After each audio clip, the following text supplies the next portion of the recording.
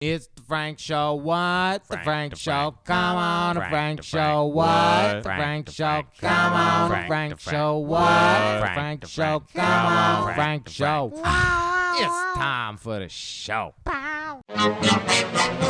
Aloha headsets, Frankie Boy here, the internet's most obnoxious VR enthusiast, and we are back again with another PlayStation VR review. Today we're looking at Exorcist Legion VR. Now, this game comes to us in 5 separate chapters, with 3 available right now on PlayStation VR and chapters 4 and 5 releasing later this summer. Now, what is this game all about? Well, you play a detective in the Boston Police Department, and you are also somewhat of an exorcist, and you must go around and exorcise some demons. Now, each chapter has a different demon, a different scenario, and a different place that it puts you in. The game kind of plays like an adventure. You know what I mean? You have an inventory, you have a menu system, you have a notebook, and I really do like the menu interface, although it does get a little tiresome clicking all the buttons to go through each item. Now, you have to look at your watch, you have to pull up your menu, you have to flick through the menu items, and then you pick the one you want. Now, you control all the game options from your phone, and there are a handful of options for this game. You can go with teleportation,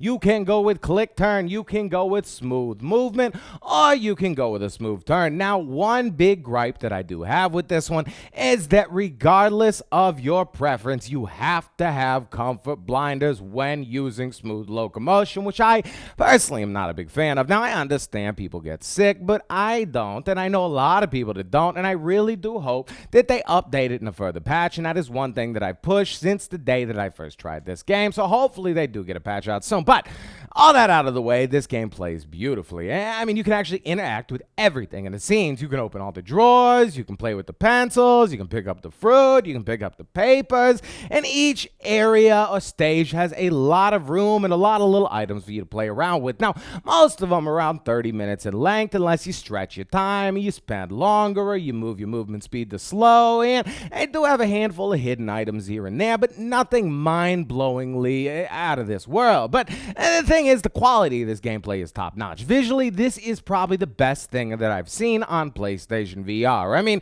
it kind of puts a lot of other developers' games to shame, especially all the other movie tie-ins. I mean, this is easily the best movie tie-in, especially horror movie tie-in that I've seen so far. But no, it wasn't very scary to me, but I could understand how it could be scary to somebody else, especially if you don't use the candle at all while you're in game. I use the candle all the time just to make sure I can see where I'm going, but I digress. So the first chapter sets you up and puts you in a little scenario and gives you all your little exorcism devices, and as soon as you think you're going to get to play with all of them, boom, chapter ends for the most part. Now, chapter 2 lets you play around with them a little more and puts you in a different area completely, and it's much spookier, but not as creepy.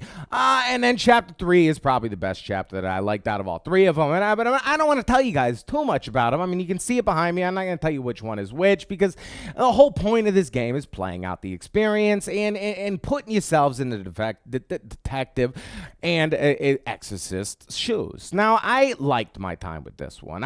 You guys know me. I'm not the biggest horror buff, so I'm not going in it as a horror junkie. I'm going in it as a VR gamer, and from a VR gamer's perspective, they did a great job setting up the environment. You really do get to play with everything, like I said earlier, and my biggest gripe is the movement speed and the comfort blinders. Other than that, you guys, this really is a solid game, and I have a feeling they can fix some of that in the future. I mean, it tracks wonderfully. You play it with your Move controllers, and when you grab and move and flip, I mean, it does a great job. Now, it does let you know if you're too far away from the sensor, but every time I turned around and I was too far away from the sensor, I was like on the other side of my room facing backwards. So this game really does track you pretty well. Now, each of the areas that you're in, I said they were small, but they're not too small. I mean, you're able to go around, move here and there. You can crouch down, check things out, investigate things, and I think for people that like that kind of option and want that kind of cool, like, detective narrative, you're really going to like your time in this one. Now, mind you, like I said before, each one is around 30 minutes in length, and you're getting them for around $7 a piece, unless you buy them all, which you get all 5 for, I think, $30, so you save $5 there. Now, if you want to just get number 1, try it out, see if you like it, you're more than welcome to, and you can buy all the other levels for, I think, a $24 pass when you're into the game, or you can buy it all from the start. It's 100% what you guys want to do. End of the day, I think I have to give this one about a 7 out of 10. Now, they did a fantastic job, but end of the day, it still is a movie tie-in, and it's it's not super duper long. I mean, luckily the price is not out of this world, and you really are getting high quality gameplay for it, but you're not really getting enough.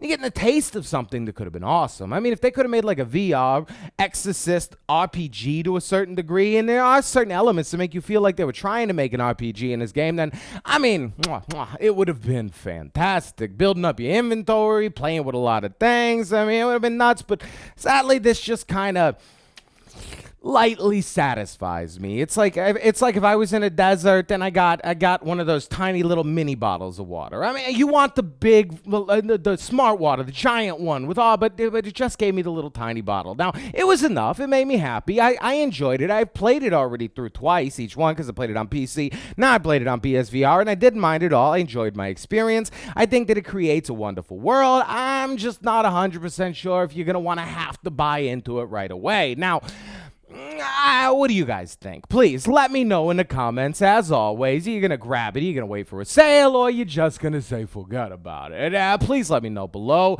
Your thoughts matter, and other people read your thoughts, so it's important to us, especially if you've checked out and tried the game. Now, thank you all for coming through. I hope you enjoyed that review. I hope you don't mind the format. And as always, if you want to stay up to date on any and everything PlayStation VR, and you don't mind this ugly mug, friggin' subscribe. I mean, come on, smooches.